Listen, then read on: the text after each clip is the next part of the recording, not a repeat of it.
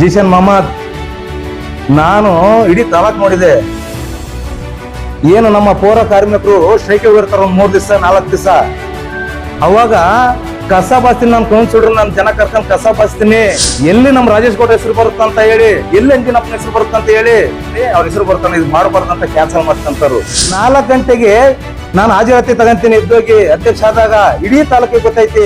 ನನ್ನ ಅಧಿಕಾರದಾಗ ಇದ್ದಾಗ ಕೆಲಸ ನಡೀತಾ ಇರೋದು, ಇವತ್ತಿನವರೆಗೆ ಅದೇ ಕೆಲಸ ಮಾಡ್ತಾ ಇದ್ರಿ. ಪೂಜೆ ಮಾಡ್ತಾಯಿ ಒಕ್ಲಿಗರು, ನಿನ್ ತಾಯಿ ನಾಯಕ್ ಸಮಾಜದವರು. ಅದ ಹೆಂಗ್ರಿ ಒಂದ್ ತಾಯಿ ಹಾಕಿರಿ ನೀವು? ಈ ಇಡೀ ಮುಸ್ಲಿಂ ಜನ 25,000 ನನ್ನಿಂದ ಅದಾರೆ, ಮುಂದಿನ ಚುನಾವಣೆಗೆ ನಾನು ತೋರಿಸ್ತೀನಿ ಅಂತ ವಿಚಾರಗಳು ಮಾತಾಡ್ತೀಯ. 82 ಕೋಟಿ ಇವತ್ತೇನು JJM ಕೆಲಸ ನಡೀತಲ್ಲ, 85 ಕೋಟಿ ನಮ್ಮ ಅವಧಿಯಲ್ಲಿ ತಂದದ್ದು. ಆಮೇಲೆ 35 ಕೋಟಿ ನಗರ ತಂದದ್ದು ನಾವು, ನಮ್ಮ ರಾಜೇಶ್ ಗೌಡ್ರು. ಒಳಗೆ ನಡೆದಿರೋ ವಿಚಾರ ಏನಂದ್ರೆ, ನಾವು 14 ಜನ ಆದ್ವಿ, ವಿರುದ್ಧ ಇರೋರು, ಪರ ಇರೋರು 13 ಜನ ಆದ್ವಿ. ಆ 13 ಜನದಲ್ಲಿ ನಮ್ಮ JDS ಪಕ್ಷದ ಪಕ್ಷದ ಗುರುತಿನಲ್ಲಿ JDS ಗುರುತಿನಲ್ಲಿ ಗೆದ್ದಂತ 2 ಅಭ್ಯರ್ಥಿಗಳು ಅವ್ರ ಕಡೆಗೆ ಹೋದ್ರು. ಒಬ್ಬ BJP ಅಭ್ಯರ್ಥಿ, ನಮ್ಮ 3 NDA ಪಕ್ಷದಿಂದ 3 ಆ ಕಡೆಗೆ ಹೋಗೋದಕ್ಕೆ ಅವ್ರು ಮುಂದುವರೆಯಕ್ಕೆ ಸಾಧ್ಯ ಆಯ್ತು. ಅವ್ನ ಪುಣ್ಯ ಚೆನ್ನಾಗೈತಿ, ಅವ್ನು ಮುಂದುವರಿತಾ ಇದ್ದಾನೆ. ಆದ್ರೆ ವಿಚಾರ ಸ್ಟಾರ್ಟ್ ಆಗಿದ್ದೆ ಎಲ್ಲಿಂದ ಅಂದ್ರೆ, ಒಳಗಡೆ ನಮ್ಮ ಮೇನ್ JDS ಮುಖಂಡರು ಅಂದ್ರೆ ರಾಘಣ್ಣರ ಅಮ್ಮ, ಆಮೇಲೆ ರಾಮಣ್ಣ, ನಮ್ಮ ಉಗ್ರೇಶ್ ಅಣ್ಣರ ಮಗಳು, 3 ಪಕ್ಷ ಯಾವ ಪಕ್ಷದವರು? JDS ಪಕ್ಷದವರು. JDS ಪಕ್ಷದವರು ಒಳ ಬಂದಾಗ ನನ್ನ ಅಭ್ಯರ್ಥಿಗಳನ್ನ ನಾನು ಮಾತಾಡ್ಸ್ಬೇಕು, ಕರೆಕ್ಟಾ? ಯಾಕಂದ್ರೆ ಜನಗಳಿಗೆ ಯಾವ್ದೋ ವಿಚಾರ ಒಳಗೆ ನಡೆದ ವಿಚಾರ ಗೊತ್ತಿಲ್ಲ. ನನ್ನ ಪಕ್ಷದವ್ರು ಒಳಗೆ ಬಂದಾಗ ನಾನು ಒಂದು ಮಾತು ಕೇಳಿದೆ, ಯಾಕಂದ್ರೆ 1 ಗಂಟೆ ಲೇಟ್ ಆಗಿತ್ತು. ಅಣ್ಣ, ನೀವು ಒಳಗೆ ಬಂದಿರಿ, 3 ಒಳಗೆ ಬಂದಿರಿ ಜಲ್ದಿ, ಆಲ್ರೆಡಿ ವಿರುದ್ಧ ಬರ್ಸಿದ್ದೀವಿ, ಪರನೂ ಬರ್ಸಿದ್ದಾರೆ, ನೀವು ಯಾರ ಪರ ಹೇಳ್ತೀರಣ್ಣ ಅಂತಂದು ನಾನು ರಾಮಣ್ಣರಿಗೆ ನಮ್ಮ 3 ಪಕ್ಷ ನಮ್ಮ JDS ಅಭ್ಯರ್ಥಿಗಳು ಕೇಳಿದ್ದು ಸತ್ಯ. ಅದಕ್ಕೆ ಜೀಶನ್ ಮೊಹಮ್ಮದ್ ತಮ್ಮ ಬುರಾನ್ ಏನ್ ಹೇಳ್ತಾರೆ, ಕಮಿಷನರ್ ಮಾತಾಡ್ಲಿ, ನೀವು ಮಾತಾಡಬೇಡಿ ಅಂತಾರೆ. ನನಗೆ ನನ್ನ ಪಕ್ಷ ಮಾತಾಡ್ಸೋಕೆ ಅಧಿಕಾರ ಐತಿ, ಅದು ನೀನೇನು ಮಾತಾಡಕ್ ಹೋಗ್ಬೇಡಪ್ಪ ಅಂತ ಅವ್ರಿಗೆ ಅಂತೀನಿ. ಅವಾಗ ಅಜಯ್ ಕುಮಾರ್ ಅವರು, ಇಂಡಿಪೆಂಡೆಂಟ್ ಗೆದ್ದಂತ ಅಜಯ್ ಕುಮಾರ್ ಅವರು ಎಂಟ್ರಿ ಆಗ್ತಾರೆ. ನೀನ್ ಯಾವನ್ ಮಾತಾಡಕ್ಕೆ ಅಂತಂದು ಅಂತಾರೆ. ಆ ಏಕವಚನದಿದೆ ಹೋಗಬಾರ ಅಂದ್ರೆ ಮಾಮೂಲಿ 4 ವರ್ಷದಿಂದ ನಾವು ಕಿತ್ತಾಡ್ಕೊಂಡ್ ಬರೋದು ಮಾಮೂಲಿ ಕಾಮನ್. ಅದು ನಾವು ಕೌನ್ಸಿಲರ್ ಅಂದ ಕಾಮನ್. ಅದು ಅಲ್ಲಿ ಇನ್ಸ್ಪೆಕ್ಟರ್ ಪ್ರವೀಣ್ ಸರ್ ಬರ್ತಾರೆ, ಪಾಪ ಗಲಾಟೆ ಮಾಡ್ಕೊಂಬಿಡ್ರಿ ಅಂತ ಹೇಳ್ತಾರೆ. ಅಲ್ಲೆಲ್ಲ ಕಾಮನ್ ಆಗಿ ಎಲೆಕ್ಷನ್ ಮಾಡಿ ಕೆಳಗೆ ಇಳ್ತಾ ಇರ್ತೀವಿ. ಕೆಳಗೆ ಅಂದ್ರೆ ಪ್ರವೀಣ್ ಸರೇ ಎಷ್ಟು ಖುಷಿಯಾಗಿ ಹೋಗ್ತಾರಲ್ಲ, ಒಳಗ ಕಿತ್ತಾಡ್ಕೊಂಡವ್ರು ಎಷ್ಟು ಚೆನ್ನಾಗಿ ಹೋಗ್ತಾರಲ್ಲ ಹಿಂದೆ ಮುಂದೆ ಅಂತ ಅಂತಾರೆ ಪ್ರವೀಣ್ ಸರೇ. ಆಮೇಲೆ ಮುದ್ರಂಗಪ್ಪರು ನೋಡ್ತಾರೆ, ಇಲ್ಲಿ ನೋಡ್ರಿ ಎಷ್ಟು ಚೆನ್ನಾಗಿ ಹೋಗ್ತಿದಾರೆ ಇವರು, ಕಿತ್ತಾಡಿದಂತ ವ್ಯಕ್ತಿಗಳು ಅಂತಂದು ಅವರೇ ಖುಷಿ ಆಗ್ತಾರೆ.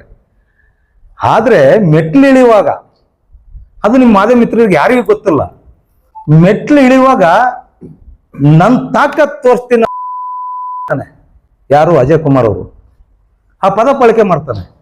ಯಾರು ಮೀಡಿಯಾದವ್ರು ಇರಲ್ಲ ಆ ಟೈಮ್ನಾಗೆ. ಅಜಯ್, ಯಾರಿಗೆ ತಾಕತ್ ತೋರಿಸ್ತೀಯಪ್ಪ, ಇವೆಲ್ಲ ಮಾತಾಡೋದಲ್ಲ ಅಂತ ಮಾತಾಡ್ತಾ ಬರ್ತಾ ಇರ್ತೀವಿ. ನೋಡುಗರು ಅವನ ನೋಡಿ ಇವತ್ತಿಂದ ನನ್ನ ತಾಕತ್ ನೋಡು ಅಂತ ಮತ್ತೆ ಸವಾಲ್ ಆಗ್ತಾನೆ. ಏನಪ್ಪ ತಾಕತ್? ಇವತ್ತೆಲ್ಲ ಮಕ್ಳಿಗೆ ತೋರಿಸ್ತೀನಿ ಹಂಗೆ ಹಿಂಗೆ ಅಂತ ಹೊಲ್ಸ್ ಮಾತಾಡ್ಕೊಂಡ್ ಬರ್ತಾನೆ, ಹೆಣ್ಮಕ್ಳಿಗೆ ಮಾತಾಡ್ಕೊಂತ ಬರ್ತಾನೆ. ಯಾಕಂದ್ರೆ ಒಳಗೆ ಗಲಾಟೆ ಆಗಿರ್ತದಲ್ಲ, ಮಾತಾಡ್ಕೊಂತ ತಿಳಿತಾ ಇರ್ತಾನೆ. ಯಾಕೋ ಮಾತಾಡ್ತೆ ಈ ತರ ಅಂತಂದು ನಾನೇ ಮಾಡ್ತೇನೆ. ನಾನು ಆಲ್ರೆಡಿ ಸ್ಟಾರ್ಟ್ ಆಗಿರ್ತದೆ, ಗಲಾಟೆ ಸ್ಟಾರ್ಟ್ ಆಗಿರ್ತದೆ. ಅವಾಗ ನೀವೇ ಮೀಡಿಯಾದಲ್ಲಿ ಬಂದು ವಿಡಿಯೋ ತೆಗಿತಾ ಇರ್ತೀರಿ, ಅವಾಗ ಗಲಾಟೆ ಆಗುತ್ತೆ, ಅಲ್ಲಿ ಕಾಮನ್ ನಡೀತಾ ಇರ್ತೈತಿ. ಅದು ನಿಮ್ಮ ಮಾಧ್ಯಮದಲ್ಲಿ ಅಲ್ಲಿ ಓಡ್ತಾ ಇದೆ, ಕರ್ನಾಟಕ ತುಂಬಾ ಓಡ್ತಾ ಇದೆ. ಅದು ನಾವು ಕೌನ್ಸಿಲರ್ ಒಳಗೆ ಏನೇ ಮಾಡ್ಕೊಂಡಿದ್ರು ಅವನು ಬೆಂಬಲಿತ ಅಂದ್ರೆ ಅವನ ಫ್ರೆಂಡ್ಸ್. ಇನ್ನೊಂದು ನಮ್ಮ ದಾವಣಗೆರೆ ಭಾಷೆಗೆ ಹೇಳ್ಬೇಕಪ್ಪ ಅಂದ್ರೆ ಬೇಡ ಮೀಡಿಯಾದ ಮುಂದೆ ಬೇಡ ಭಾಷೆಗೆ ಹೇಳೋದು. ಅವನ ಫ್ರೆಂಡು, ಅವನು ಏನು ವಿಡಿಯೋದಾಗದು ಫೇಸ್ಬುಕ್ಕಾಗಲಿ ವಾಟ್ಸಪ್ ಆಗಲಿ ಅವನು ಮೇಂಟೈನ್ ಮಾಡ್ತಾರನು ಯಾರು?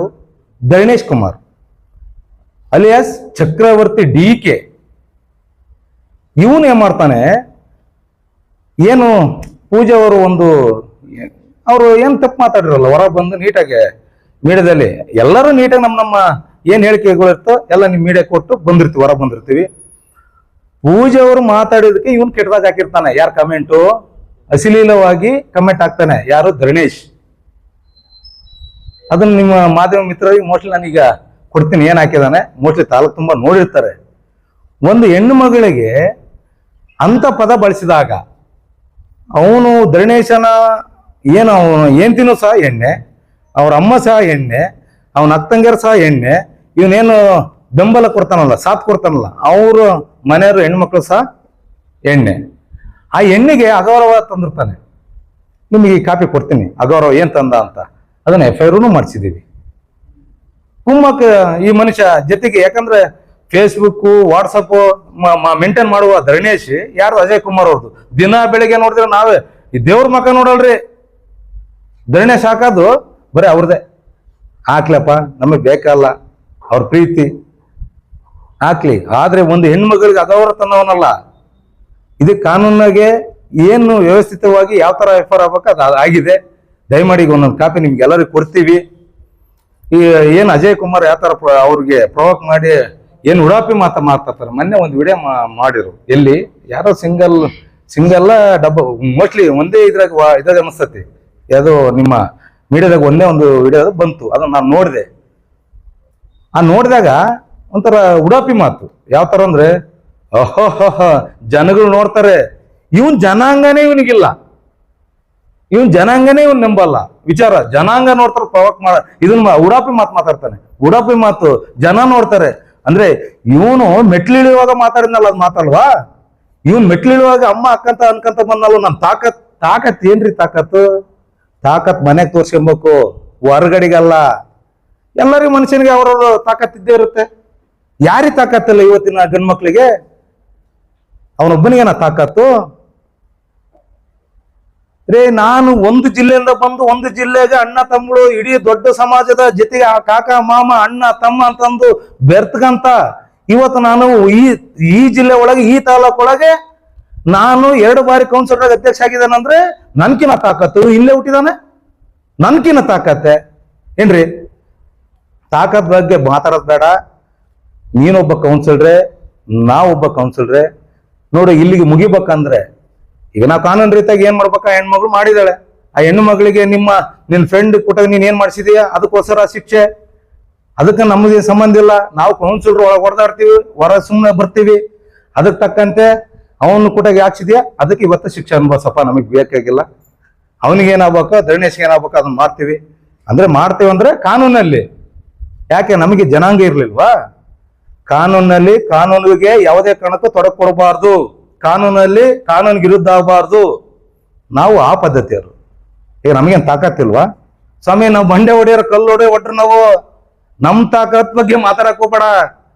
ನೀನೇನು ನಿನ್ನಕಿನ ಹೆಚ್ಚಿಗೆ ತಾಕತ್ ತೋರಿಸ್ತೀವಿ, ಆದ್ರೆ ಬೇಕಾಗಿಲ್ಲ. ಕಾನೂನು ಬಿಗೆ ಇದೆ, ಕಾನೂನಿಗೆ ವಿರುದ್ಧ ನಡ್ಕೊಂಬಾರ್ದು. ಗೊತ್ತಾಯ್ತಾ? ಯಾವತ್ತಿಗೂ ಏನು ಇವತ್ತಿನವರೆಗೆ ನಿನ್ನ ಉಡಾಪಿತನ ಆಯ್ತಲ್ಲ, ಅದು ಬಿಡು. ಇವತ್ತಿಂದಾರ ನೀಟಾಗಿ ಎಲ್ಲರಿಗೂ ಹೊಂದ್ಕೊಂಡು ಹೋಗೋದು ಕಲ್ತ್ಗ. ಎಲ್ಲಾ ಜಾತಿಯವರಿಗೂ ಅವನು ಧರಣೇಶನನು ಎಲ್ಲಾ ಜಾತಿ ಜನಾಂಗದವರಿಗೂ ಕಮೆಂಟ್ಗಳು ಹಾಕ್ತಾನೆ. ಒಬ್ರು ಹಾಕಿಲ್ರಿ ಅವನು, ಇಡೀ ನಮ್ಮ ಕುರುಬ ಸಮಾಜಕ್ಕೆ ಹಾಕಿದಾನೆ. ಬೇಕಾದ್ರೆ ಅವ್ರು ಕೇಳ್ರಿ, ಬೇಕಾದ್ರೆ ಏನ್ ಹಾಕಿದಾರಂತ. ಯಾವ ಜಾತಿಯರಿಗೂ ಬಿಟ್ಟಲ್ಲ. ಬ್ಯಾಡ ರೀ, ತಾಲೂಕಿನ ಹೆಣ್ಣು ಮಕ್ಕಳು ನೋಡ್ತಾ ಇದಾರೆ ಮೆಸೇಜ್ಗಳನ್ನ. ಅದಕ್ಕೆ ಯಾವ ತರ ಮೆಸೇಜ್ ಹಾಕ್ಬೇಕು ಸರ್? ಆ ತರ ಹಾಕಿದ್ರೆ ನಾವು ಗೌರವ ಕೊಡ್ತಿದ್ವಿ. ಬೇರೆ ಹಾಕಿದಾರೆ ಯಾಕೆ? ಒಂದ್ 8-10 ಜನ ಅವರು ಹಾಕಿದಾರೆ, ಅವ್ರ ಮೇಲೆ ಕೊಡ್ಬೋದಾಗಿತ್ತಲ್ಲ. ಆ ತರ ಹಸಿಲಿಲ್ಲ ಪದ ಮಾತಾಡಿಲ್ಲ. ನೀನ್ ಹಾಕಿದೀಯಾ, ನಿನ್ ಕಾನೂನಿಗೆ ಏನ್ ಶಿಕ್ಷೆ ಬೇಕಾ ಅದಾಗುತ್ತೆ. ಆಮೇಲೆ ಜೀಶನ್ ಮಹಮ್ಮದ್ ಅವರು ಮೊನ್ನೆ ಒಂದು ಗೆದ್ದಾದ್ಮೇಲೆ ಒಂದು ಹೇಳಿಕೆ ಕೊಡ್ತಾರೆ. ಹಿಂದೆ ಇದ್ರು ಸೋಮಾರಿ ಅಧ್ಯಕ್ಷರು, ಅವ್ರಂಗ ನಾನಲ್ಲ. ಬೆಳಿಗ್ಗಿದ್ದ 9 ಗಂಟೆ ತನಕ ನಾನು ಕೆಲಸ ಮಾಡ್ತೀನಿ. ಕೆಲಸ ಮಾಡೋದು ನೋಡಿದೀನಿ, ಕೆಲಸ ಮಾಡೋದು ನೋಡ್ತಾವ್ರ ತಾಲೂಕ ಬಸ್ ಸ್ಟ್ಯಾಂಡ್ ಒಂದು ರೀ. ಬಸ್ ಸ್ಟ್ಯಾಂಡಿಗೆ 3.5 ಕೋಟಿ ಹಾಕಿದ್ದೆ. 5 ಕೋಟಿ ಸಾಲ ಗೌರ್ಮೆಂಟ್ ನಲ್ಲಿ ತಗೊಂಡು ದೊಡ್ಡ ಬಸ್ ಸ್ಟ್ಯಾಂಡ್ ರೆಡಿ ಮಾಡಿಸಿದ್ವಿ. 3 ಅಫ್ಟೇರ್ದು. ಬೇಕು ನಿಮ್ಗೆ ಚಿತ್ರೀಕರಣ ಕೊಡಂದ್ರೆ ಕೊಡ್ತೀನಿ. ಅವತ್ತಿನ ದಿನ ಎಲ್ಲಿ ನಮ್ಮ ರಾಜೇಶ್ ಗೌಡ ಹೆಸರು ಬರುತ್ತಂತ ಹೇಳಿ, ಎಲ್ಲಿ ಅಂಜಿನಪ್ಪನ ಹೆಸರು ಬರುತ್ತಂತ ಹೇಳಿ, ಅವತ್ತು ಜಯಚಂದ್ ಸಾಹೇಬ್ರಿಗೆ ಇವ್ರು ಏನು ಇದೇ ಅಜಯ್ ಕುಮಾರ್ ಬೇಕಾದಾರಲ್ಲ ಹೇಳಿ ಅವ್ರ ಹೆಸರು ಬರ್ತಾನೆ, ಇದು ಮಾಡಬಾರ್ದಂತ ಕ್ಯಾನ್ಸಲ್ ಮಾಡ್ತಂತಾರು. ಬೇಕಾಗ್ತದೆ. ನಾವು ರೆಡಿ ಮಾಡಿರೋದು 22 ಅಡಿ ನಾವು ಮಣ್ಣಿನ ಪರೀಕ್ಷೆ ಮಾಡಿಸಿರೋದು. ಇದೇ ನಮ್ಮ ಯಾರು ರಾಘನಂದನ್ ಇಂಜಿನಿಯರ್, ಬೆಂಗಳೂರದ ಎಲ್ಲಾ ಇಂಜಿನಿಯರ್ಗಳು 12 ಜನ ಇಂಜಿನಿಯರ್ ಕರೆಸಿ ರೆಕಾರ್ಡ್ಸ್ ಎಲ್ಲ ರೆಡಿ ಮಾಡಿದಂತ ಅವತ್ತು. ಗೊತ್ತಾಯ್ತಾ? ಆದ್ರೂ ಅದೊಂದು ಮುಚ್ಚೋದಕ್ಕೆ ಬೇಡ. ತಗ್ಗುಗಳು, ಚರಂಡಿಗಳು ನೋಡಪ್ಪ ಸ್ವಾಮಿ, ಏನು ಬಹಳ ಏನು 8-9 ಗಂಟೆ ಬಂದು ರಾತ್ರಿ 9 ಗಂಟೆ ನಾ ಕೆಲಸ ಮಾಡ್ತೇನೆ ಅಂತ ಹೇಳ್ತಿದೆಯಲ್ಲ, ಅಂದ್ರೆ ಜನ ಜೀಶನ್ ಅಂದ್ರೆ ಜನ, ಜನ ಅಂದ್ರೆ ಜೀಶನ್. ಉಡಾಪಿ ಮಾತು ಬೇಡ. ಆಮೇಲೆ ಜನ ಅಂದ್ರೆ ಕಮಿಷನರ್, ಕಮಿಷನರ್ ಅಂದ್ರೆ ಜನ. ಉಡಾಪಿ ಮಾತು ಬೇಡ. ಅಲ್ರಿ ಯುಜಿಡಿ ಹರಿತಾ ಐತಿ ಬಸ್ ಸ್ಟ್ಯಾಂಡ್ ಮುಂದೆ. ಯುಜಿಡಿ 28ನೇ ಒಳ್ಳೆಗೆ 3 ಮುಂದೆ ಯುಜಿಡಿ ಹರಿತಾ ಐತಿ, ರೆಡಿ ಮಾಡಕ್ ಆಗ್ತಿಲ್ಲ. ಇದು ಜ್ಯೋತಿನಗರ 1ನೇ ವಾರ್ಡು 31ನೇ ವಾರ್ಡು ಯುಜಿಡಿಗಳನ್ನ ರೆಡಿ ಮಾಡಕ್ ಇವ್ರು ಆಗ್ತಾ ಇಲ್ಲ. ಎಲ್ಲಿ ಕೆಲಸ ಮಾಡ್ತಾ ಇದ್ರಿ? ಈ ಸತ್ ದುಡ್ಡು ಬರುತ್ತ್ರಿ. ನೀವ್ ಹೇಳಿದ್ರಲ್ಲ, ನಿಮ್ಮ ಅಪ್ಪ ಹೇಳಿದ್ರು ಬಿಡಲ್ಲ ಜನಗಳು. ಈ ಸತ್ ಕಟ್ತಾರೆ. ಅವ್ರ ಮನೆಗಳು ಆಸ್ತಿಗಳು ಉಳಿಸ್ಕೊಳಕ್ಕೆ, ಅವ್ರ ಮನೆಗಳು ಆಸ್ತಿಗಳು ಉಳಿಸ್ಕೊಳಕ್ಕೆ ಈ ಸತ್ ಕಟ್ತಾರೆ. ಏನ್ ನೀವು ಮನೆಗೆ ಹೋಗಿ ನೀವು ದುಡ್ಡು ಕಳ್ಸ್ಕೊಂಡ್ ಬರ್ತಾ ಇದ್ದೀರಾ ರೀ? ನಮ್ ಜನರ ಬಂದ್ ಕಟ್ತಾ ಇದಾರ್ರಿ. ಅವ್ರ ಆಸ್ತಿ ಇದಾವೆ, ಅವ್ರ ಆಸ್ತಿಗೋಸ್ಕರ ಈ ಸತ್ ಬರ್ತೈತಿ. ಈ ಸತ್ ದುಡ್ಡು ಕಟ್ಟಿರಪ್ಪ ಅಂದ್ರೆ ಕೋಟಿಗಟ್ಲೆ ಬಂದ್ ಬೀಳ್ತೈತಿ. ಅದನ್ನ ಹೆಂಗೆ ಹೊಡ್ಕೊಂಡ್ ತಿಂತದ್ರಿ ಅಂತ ನಮ್ಗೇನ್ ಗೊತ್ತಿಲ್ವಾ? ಆಯ್ತು, ಬಸ್ ಸ್ಟ್ಯಾಂಡ್ ಬಗ್ಗೆ 1,30,30,00,000 ಹಾಕಿದ್ರಿ. ಎಲ್ಲ ಜನಗಳಿಗೆ ಹೇಳ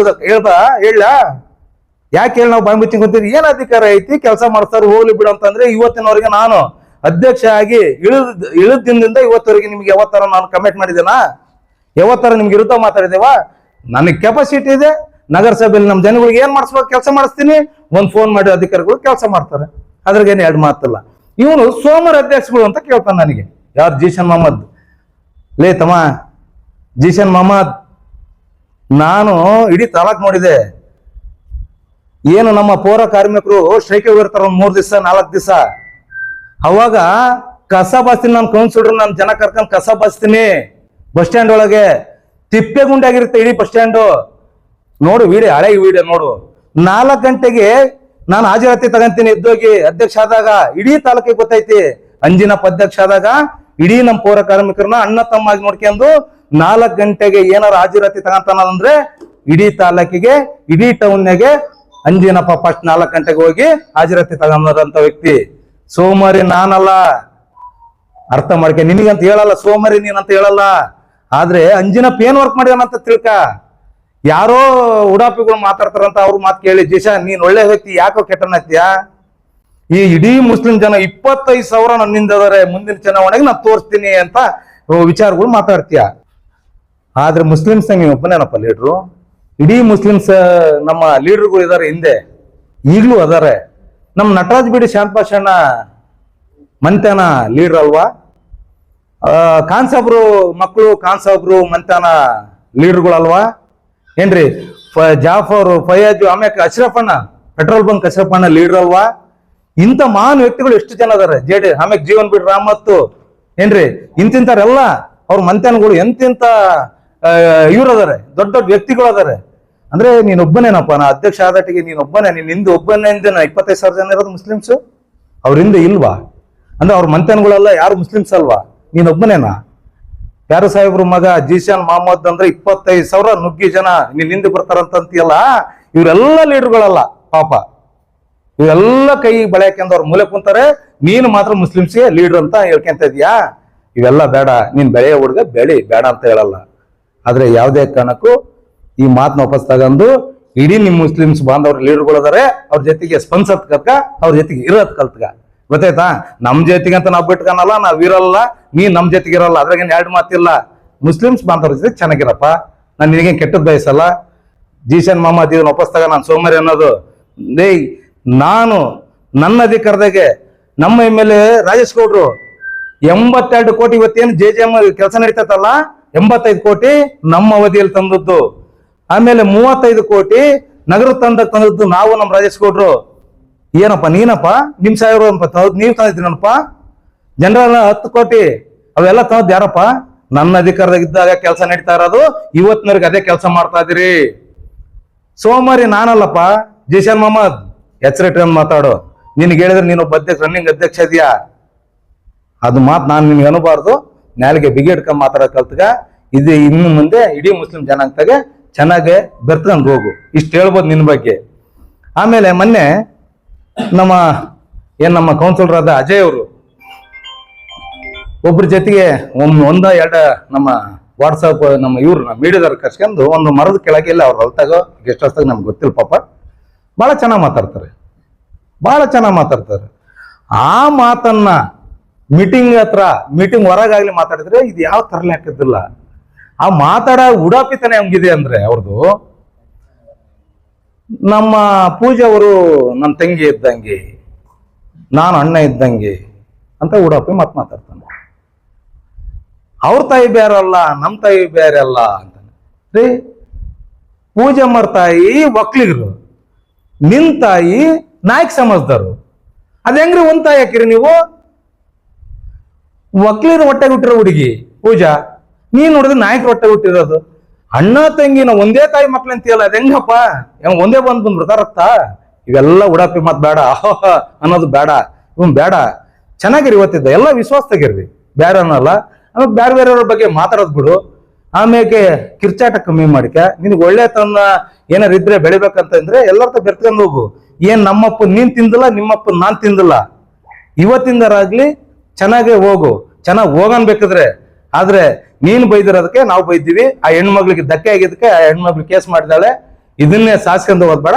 ಸಾಧಿಸ್ತೀನಿ ಅಂದ್ರೆ ನಾವು ರೆಡಿನೇ, ಆದ್ರೆ ಬೇಡ ಅಂತ ನನ್ನ ಅನಿಸಿಕೆ. ನೀನು ಮಾತಾಡಿದಕ್ಕೆ, ನೀನ್ ತಾಕತ್ ತೋರಿಸಿದಕ್ಕೆ, ಅಮ್ಮ ಅಕ್ಕ ಅಂತ ಬೈದಿದ್ಕೆ, ಇವತ್ತಿದ್ದ ನನ್ನ ತಾಕತ್ ನೋಡ್ರಿ ಅಂತ ಅಂದದಕ್ಕೆ ನಾವು ಇಷ್ಟೆಲ್ಲ ಆಗಿದೆ. ಇವತ್ತಿನವ್ರಿಗೆ 4 ವರ್ಷದಿಂದ ಕಿತ್ತಾಡಿಕೆ ಅಂತ ಬಂದ್ರು ಸಹ ಹಿಂಗಾಗಿಲ್ಲ. ಇದು ಆಗಾದ್ ಬೇಡ. ಇದ್ರ ಮೇಲೆ ನಿನ್ನ ಇಷ್ಟ. ನಾವು ಕಾನೂನು ಪ್ರಕಾರ ಏನ್ ಮಾಡಿದೀವೋ ಅದನ್ನ ಮಾಡಿದೀವಿ. ನಮ್ಮ ಮೀಡಿಯಾದವ್ರ ಮುಂದೆ ಅದನ್ನ ಬಿಚ್ಚಿ ಇಟ್ಟಿದ್ದೀನಿ. ಯಾಕಂದ್ರೆ ಇಡೀ ತಾಲೂಕ್ ಜನ ನೋಡ್ಬೇಕಲ್ಲ, ಇಡೀ ತಾಲೂಕ್ ಜನಕ್ಕೆ ಯಾಕಾತಂತ ಗೊತ್ತಾಗಬೇಕಲ್ಲ. ಬರೀ ಅಂಜನಪ್ಪ ಪೂಜಾ ಸಿಕ್ಕಾಬಟ್ಟೆ ಹಾರಾಡಿದ್ದಾರೆ, ಸಿಕ್ಕಾಬಟ್ಟೆ ಬೈದಾರ ಅನ್ನೋದು ಬೇಡಲ್ಲ. ಅವನು ಮಾತಾಡಿದಾನೆ, ಅವನು ಬೈದಾನೆ. ಹಾಗಾಗಿ ಕಾನೂನಲ್ಲಿ ಏನ್ ಮಾಡ್ಬೇಕು ಅದು ಮಾಡಿದೀವಿ. ದಯಮಾಡಿ ಇಷ್ಟು ಹೇಳಕ್ ನಾನು ಇಷ್ಟಪಡ್ತೀನಿ. ನೀವು ಸಣ್ಣ ಆಗ್ಬೇಕಲ್ವಾ? ಅದು ಒಂದು ಉತ್ತಮ ಆಹಾರದಿಂದ ಸಣ್ಣ ಆಗ್ಬೇಕಲ್ವಾ? ಪ್ರತಿದಿನ ನಮ್ಮ ಜೀನಿ ಸ್ಲಿಮ್ ನ ಯೂಸ್ ಮಾಡಿ ಯಾವುದೇ ಸೈಡ್ ಎಫೆಕ್ಟ್ ಇಲ್ದಂಗೆ ನೀವು ಸಣ್ಣ ಆಗ್ತೀರಾ.